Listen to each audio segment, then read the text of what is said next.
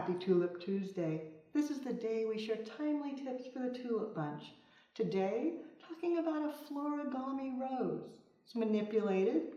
Started with this, a standard Kahala rose, manipulated to get to the Florigami rose.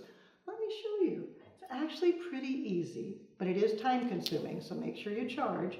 Remove your guard petals. You don't want those in there. You want to have a nice clean start.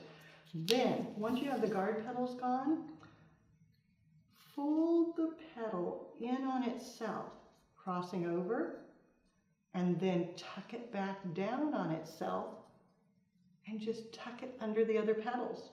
Then repeat. So it's fold to itself, fold again, tuck under. And I'm actually going halfway in. So I go all the way across, so it's a half fold, and then all the way down, so it's a half again. And you can see it makes the rose much smaller, but so unique.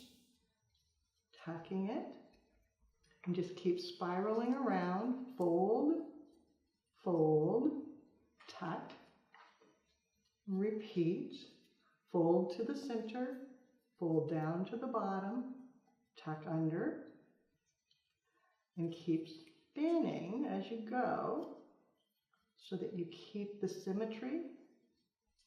Fold and tuck.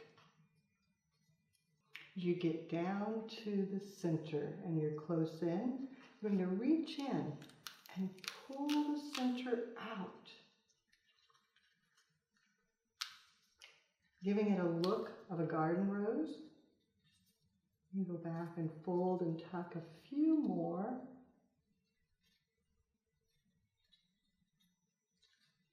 And then pull out.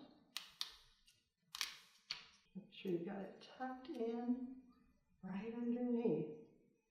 So you've got a beautiful Florigami rose. Now you know how the pros do it.